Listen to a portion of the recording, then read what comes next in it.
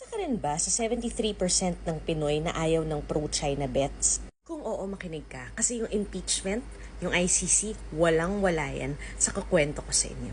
Sa panahon ni Pinoy, question natin ang claim ng China na sa kanila ang parte ng karagatan natin. Pero alam niyo ba, nanalo tayo noong July 2016. Pero anong ginawa ni Tatay Diggs? Di ba ang sabi niya, tubig lang naman yan, papel lang naman yan. Tapos nagpahin sila ng kaso, nanalo tayo. Yung papel, sa totoong buhay, between nation, yung papel, wala yan. Yung mga Pilipino nakikinig ngayon, boundary lang, tubig lang naman, hayaan mo yan.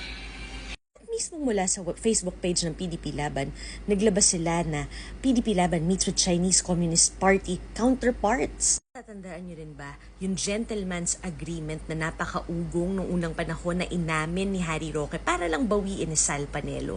March 27, 2024, inamin ni Harry Roque na may gentleman's agreement para lang bawiin agad ni Panelo na walang gentleman's agreement.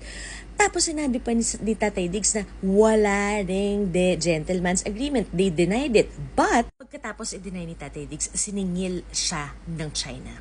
China insists on the existence of a gentleman's agreement made during former President Rodrigo Duterte's tenure. Pilitan ng China na kontrahin yung sinasabi ni Tatay Diggs na wala, naningil ang China sa atin. Ngayon, yung sinasabi ko sa inyong ICC, impeachment, lahat yan ay ingay lang. Vote Duterte para protektahan ang mga Duterte. Pero ang totoo, nandyan sila sa China. China is behind all of this. Ayon pa sa AFP, may mga vlogger umano nakasabot ang China sa pagpapahina ng kredibilidad ng Pilipinas. At lumabas pa sa Senate investigation. Ni Senate Majority Leader Francis Tolentino ang umano'y kontrata ng Chinese Embassy para magpakalat ng fake news gamit ang mga troll at posible raw itong makaapekto sa darating na halalan. Tatandaan nyo din ba na noong panahon na tumatakbo sila ni BBM, ang unang hiningi ni Sara Duterte ay Department of National Defense. In the past, Vice President-elect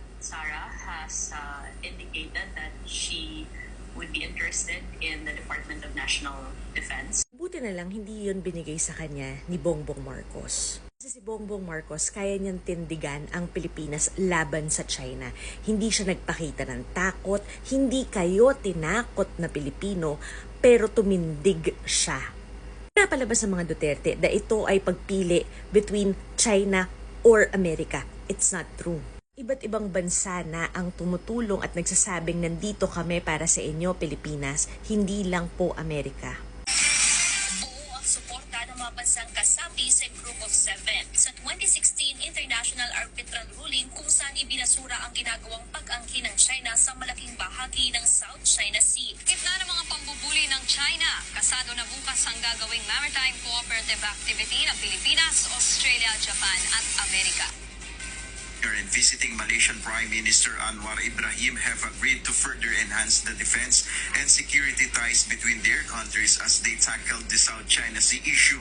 To firmly reiterate India's support to the Philippines for upholding its national sovereignty.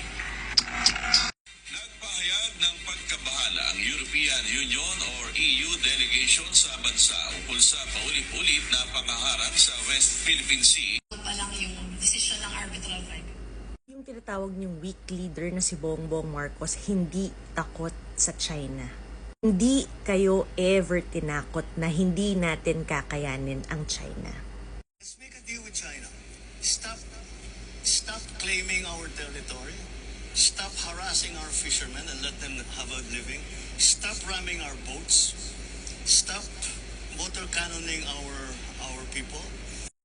What changed? I think what changed is the determination of the Philippines to say no. You're standing up to China. Yes, and they don't like it. Gilberto Teodoro. Grabe, ibang-ibang presidente si Bongbong Marcos kumpara mo kay Tatay Digong.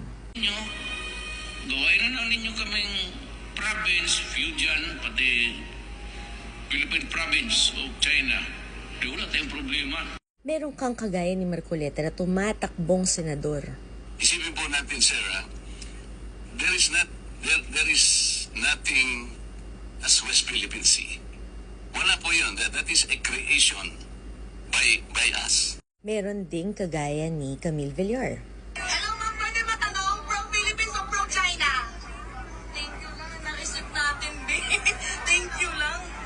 narinig ba kayo ever kay Sara Duterte na kinundinan niya ang China? Wala. Not even once. Ang narinig lang natin sa kanya ay 双湖国家主席习近平 Diba? Kita na natin kung bakit gusto ni Sara Duterte ng Department of National Defense. Kung bakit yun ang unang hiningi niya kay Bongbong Marcos. Nagmamadali ang China ibalik ang mga Duterte sa posisyon kasi mas soft ang mga Duterte sa China.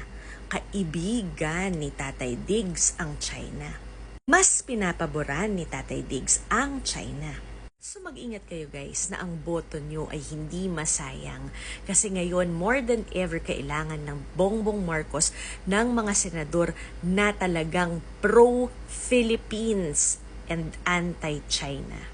Huwag kayong magpapadala sa sentimiento ng mga vloggers na nakikita nyong ganito na ang linyahan. joint development.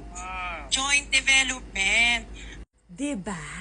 Diba? Kaya ingat tayo yung Duterte na yan ay para lang makapasok ang pro-China na senador nila na tutulungan ang mga Duterte na maging kaibigan ulit ng China. Nandito na tayo mga Pilipino. Nandiyan na tayo na meron tayong presidente na tinitindigan tayo na hindi nagpapakatuta sa China. So ingat guys, malapit na.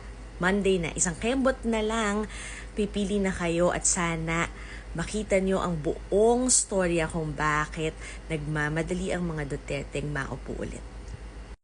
Guys, let's be like Manong. Nag-iisang tumindig, ganyan no, bangka laban sa China. Walang takot. Let's go, ipaglaban natin ang atin. Sasabihin na naman ng mga pro-China yung sinusuportahan, hindi natin kaya. Ayan si Manong.